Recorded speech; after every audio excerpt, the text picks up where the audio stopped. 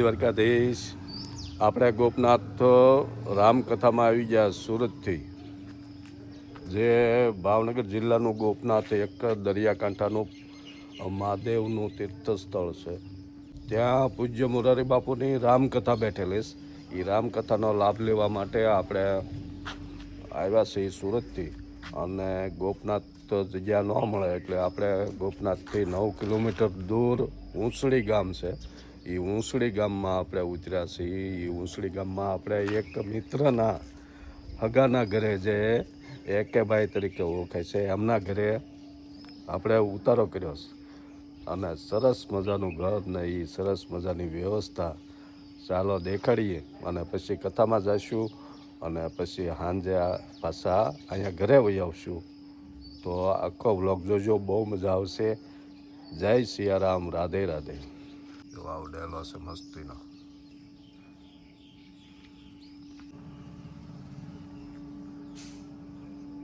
તો આપણી ગાડી આવી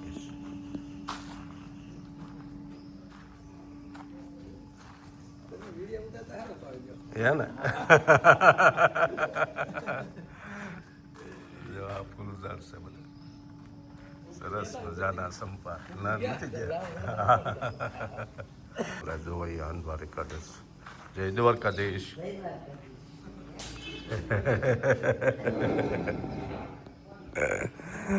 જો આવું મસ્ત મજાના બંગલા ટાઈપનું મકાન બનાવેલું છે નવું. ખરેખર આમાં હિંડોળો છે. સૂર્યનારાયણ ભગવાનના દર્શન થાય છે. પક્ષીનો કલર બલાટ, એકદમ ગામડાનું જીવન મસ્તીનું. જો પક્ષી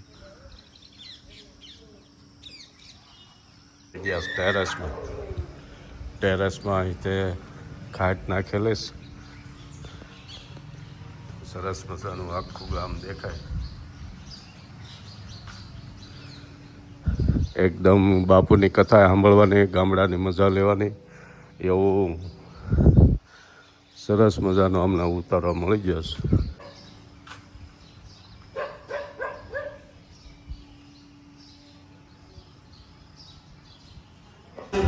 નક્કી કર્યું કે પહેલા બધા આપણે ગોઠવાઈએ અને આપણું સ્વાગત થાય, પછી વરરાજાનું જે સૌથી પહેલા ભગવાન વિષ્ણુ આવ્યા. ગરુડના ઉપર બેઠા છે વિષ્ણુ. આજે તારીખ 8ની અને બેઠા છે કથામાં. 9મી તારીખો 1 વાગ્યો આવે કથા પૂરી થાય.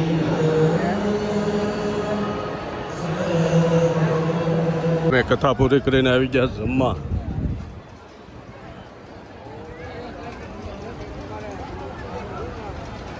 આવા બધા ડોમ છે પ્રસાદી લેવાના.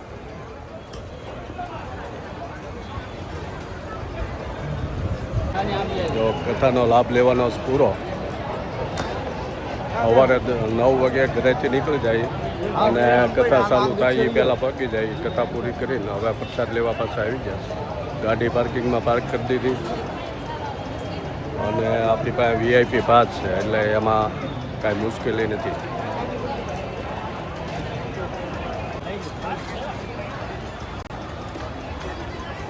પહેલો ડોમ છે એ લેડીઝનો છે, આ બાજુ જેન્ટ્સ છે.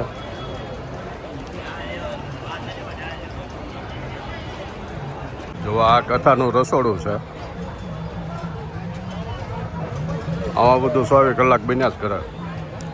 એની અંદર કોઠાર છે, ત્યાં બધું મટીરિયલના થપ્પા ને થપ્પા. લોકો જમીને જોવો. આમાં મેળો આવી જશે અને વાતાવરણ એકદમ મોટા ઝાડવા અને ગ્રીનરીવાળું વાતાવરણ છે. આખો એરિયા દરિયાકાંઠે. કાલના વિડીયોમાં આપણે દરિયો દેખાડ્યો હતો, સમુદ્ર. ગોપનાથનો અરબી સમુદ્ર, જે અમારે અરબી સમુદ્રની ખાડી આવે ભાવનગરના, એ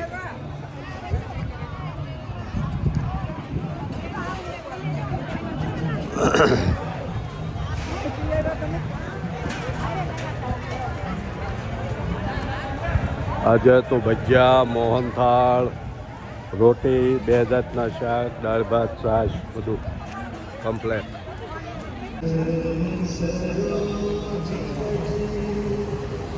બાપુ આવી ગયા છે.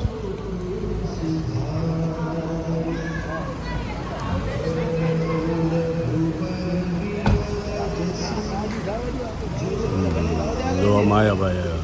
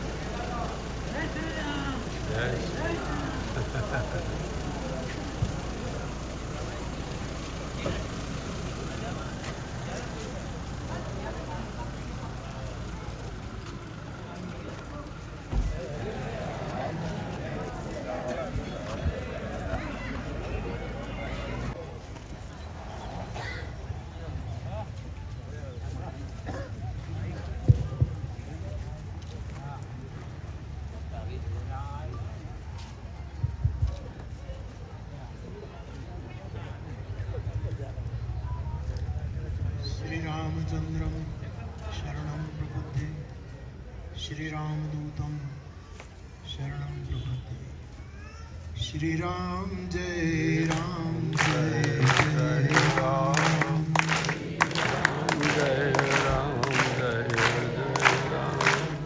श्रीराम जय राम जय जय. અહીંયા રહેતા હતા. રેલવે સ્ટેશનથી આપણે આવીએ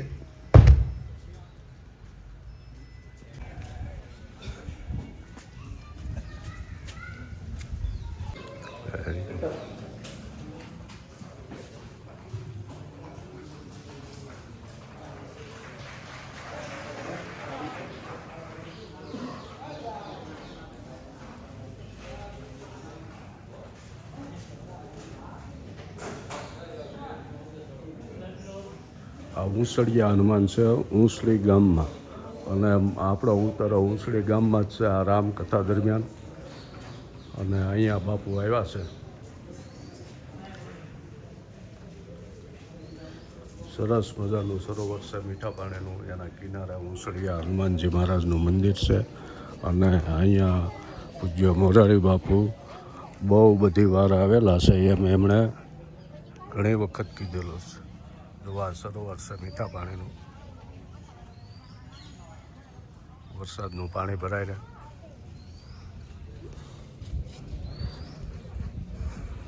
બાપુના દર્શન થઈ ગયા ઊંસળી ગામમાં. હવે લોકો બધા વિકાય છે, આપણે પણ વિકાઈએ. જે ઘરે ઉતર્યા છે એ ઊંસળી ગામમાં આપણે કથા દરમિયાન ન્યાસ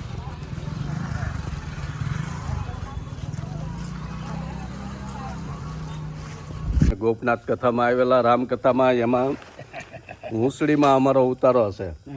અને અમે જેટલા કથામાં આવ્યા છે બધા સુરતથી ને પાલતાણાથી આવેલા.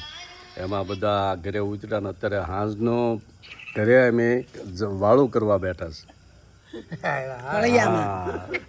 જો ફળિયામાં જમવા બેઠા બધા મસ્ત. આવવા મળે યાદ આવ્યા મંજુબેન. માં બેન ભણે હતી ને હારી નહોતી આવતી. ઈ આજ ગયા ત્યાં પાલતાણી શાક ને રોટલા બાજરીના ખાવા. તુરિયાનું શાક ને બાજરાના રોટલા. આજે અમારો બીજો દિવસ છે. કાલે આખા રીંગણાના રોટલા ખવડાવ્યા. કારેલાના લીંબુના. હા આવડા બુધેલવાળા ભાઈ ની છે. શાકભાજી એને રોટલા ઘડ્યા. રાધા સ્વામી જો આ બેન ને બુધેલવાળા. હા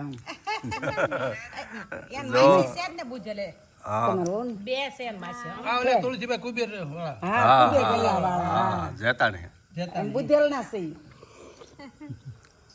તો આ ઘરે ઉતર્યા છે. હા મેં રોટલા કર્યા હતા ને મમ્મી શાક કીધું. આ બેન હું માથે ઊભી રહી. હા હા હા હવે બે દી રહેવાના છે. બે દી છે ને કથા ના હવે 9 સાડા 9. ખબર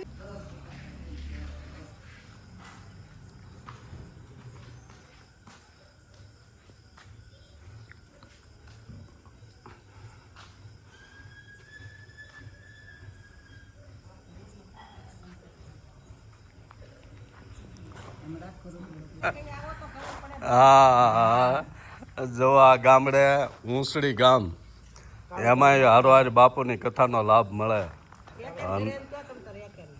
એકેના ઘરે છીએ એમી એકે નાકરાણી ઊંસડી એના ઘરે રોકાણા છીએ અને અહીંની મહેમાનગતિ અસરસ પામી જાવ એવી અને બહુ મજા કરાવે છે. જો અમારે શાંતુબેન છે, બીજા સુરતના મહેમાન છે અને ફળિયામાં સાંજે વાળું કરવા બેસી ગયા છે. બાજરાના રોટલા અને ચોખ્ખું દૂધ, હા તુરિયાનું શાક સોળેલા કરીને ખૂબ ખાધું.